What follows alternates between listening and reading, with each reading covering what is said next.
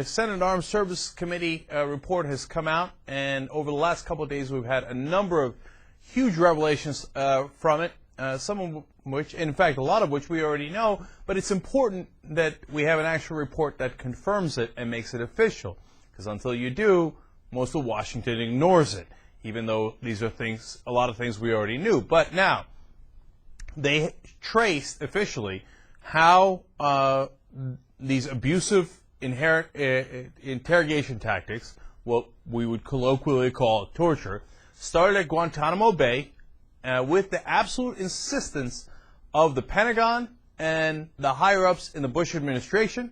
And it went from Guantanamo to Afghanistan, where we did these similar techniques in the Bagram Air Base, as well as many of the other detention centers that we had in Afghanistan. A number of people died from this torture tactics in Bagram. And then it transformed itself over to Iraq, and in Iraq we had Abu Ghraib, and all this was not just a few bad apples, as the administration claimed.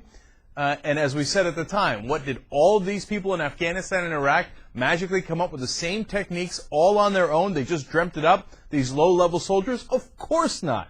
They were given directives, and now we know that they absolutely were. So those abuses that you saw in Abu Ghraib were as a direct result of Don Rumsfeld and Dick Cheney and Condoleezza Rice, etc., giving the order to do these abusive tactics, what we would call torture, and what we know is torture because several people died from it. Now, the Republicans will say, hey, look, these are just putting a caterpillar next to a guy. What's the big deal? And so he doesn't get to sleep all night, and we put him in some stress positions. As Rumsfeld famously wrote in one of the memos, I stand for 8 hours a day. What's the big deal about this guy standing for 4 hours? Well, you're not shackled, Don, and you're not in a stress position, and you're for like Khalid Sheikh Mohammed had not slept in 11 days. Now, I wrote an article on our website, theyoungturks.com, where I said, hey, you know what? What if Khalid Sheikh Mohammed had died as we waterboarded him 183 times and slammed his head against the wall and had him in a coffin-sized box full of insects and extreme temperatures? Is it possible that he would have gone into cardiac arrest and died? Absolutely. Would it have been torture then? And the answer is obvious. Of course it's torture.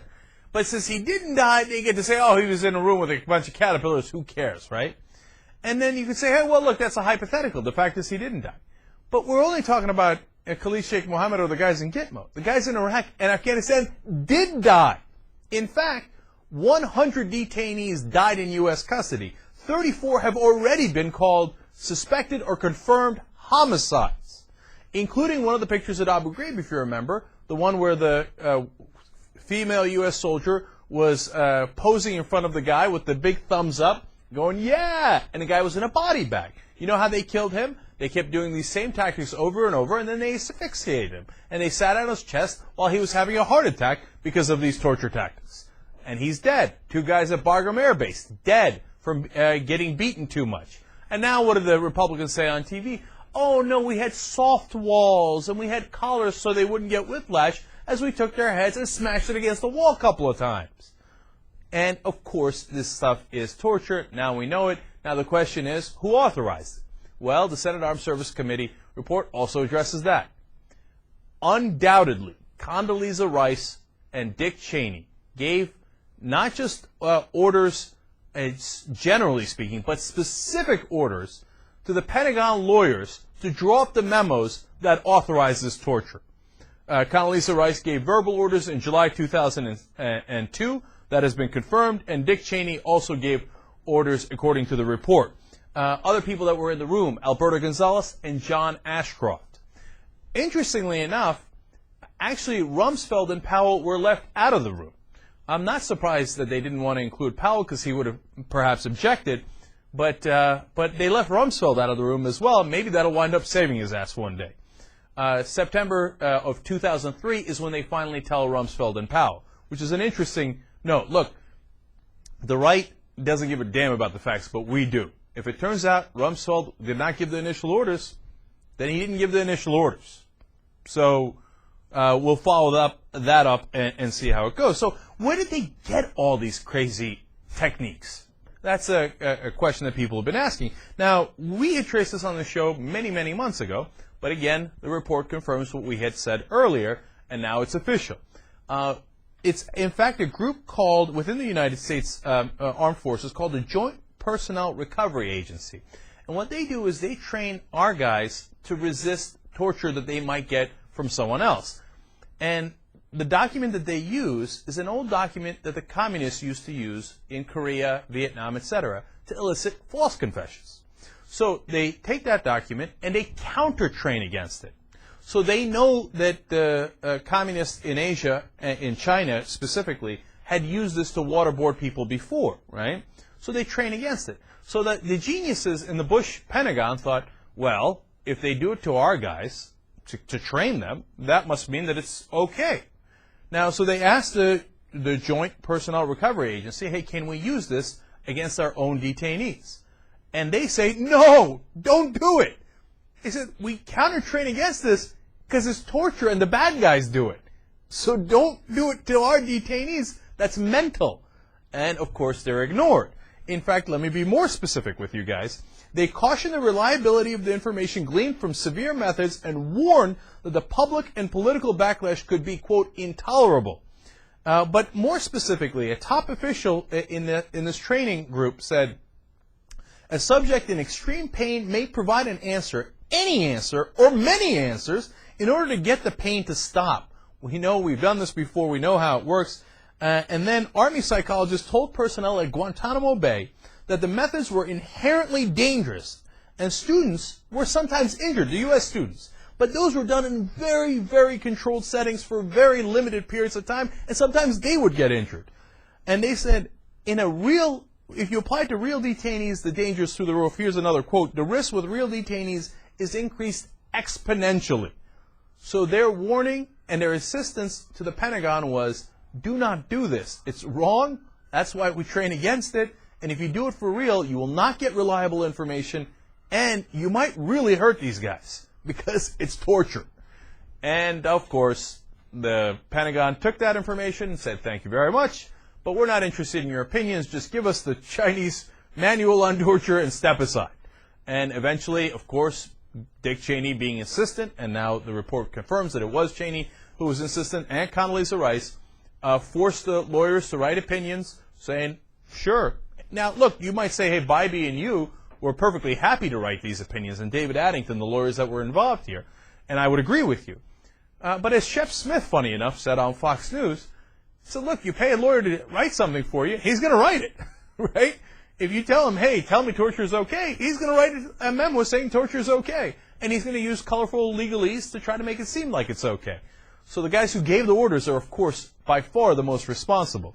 And of course, the right wing has a very weak answer to this, and their answer is, well, you know, you call it tomato, I call it tomato, you call waterboarding torture, I call it enhanced interrogation. That's answer number one.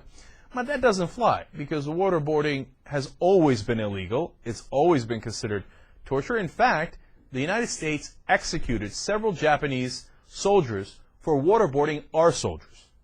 Okay, so there's precedent on the books for not only is it illegal, but we executed people for doing that kind of torture.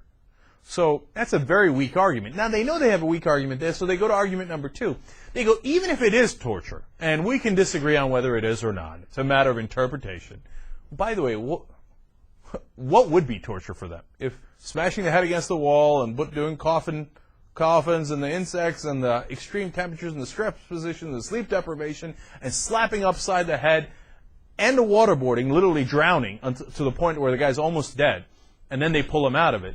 If all of those aren't torture, what is? What do we have to do to torture a guy? Do we have to cut his head off? Oh, and then that's what O'Reilly will say, and a lot of the guys say, oh, well, at least we didn't cut their heads off. Well, congratulations to you. You must feel proud.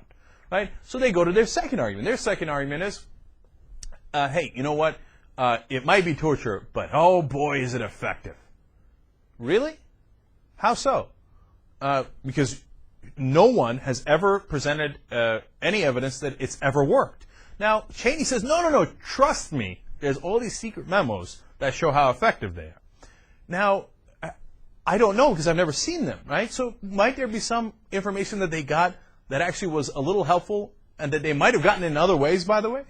Maybe, was there bad information that they got? We already know that. Yes, absolutely. And that might have been the whole point of this, which is what I'm going to get to next.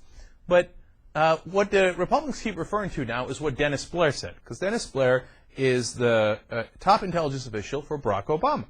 And Blair intimated at one point that there was, quote, high-value information that was obtained through these harsh interrogation tactics. So the right wing was like, aha, we knew it, it works, oh, please give me more torture, I love it, right?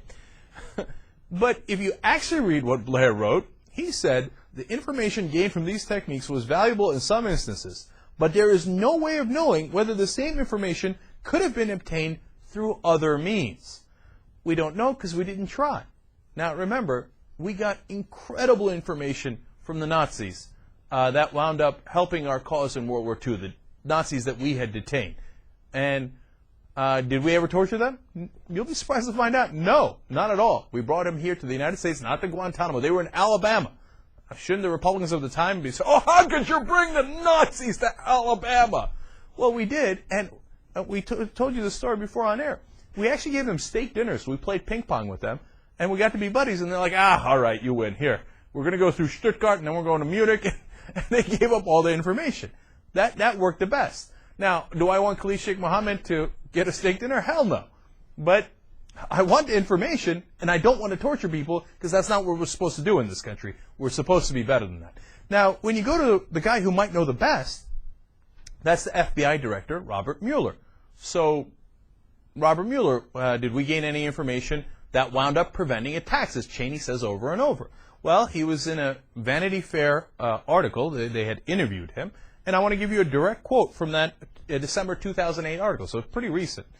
The reporter says, I asked Mueller, so far as he is aware, have any attacks on America been disrupted thanks to intelligence obtained through what the administration still calls enhanced techniques? Quote, I'm reluctant to answer that. He pauses, looks at an aide, and then says quietly, declining to elaborate, quote, I don't believe that has been the case. So, no, we did not get any information that prevented any attacks. Doesn't mean they didn't get any information, but they didn't get any information that wound up preventing attacks. So, is that little bit of information, if it actually exists, and none of that has been declassified yet and we don't know it, right? If they got a little bit of information, could they have gotten it other ways? Dennis Blair says yes, Robert Mueller says yes, all the military lawyers say yes. And then is it worth the torture that we did to ruin America's name and reputation? Hell no. No way. Now, of course, if you're a Republican, you think otherwise, and you think, well, I didn't really care anyway, because to them, torture's not that big a deal. They kind of get off on it. And when you see the commentators all over TV, they just love hearing about the idea of these guys getting tortured.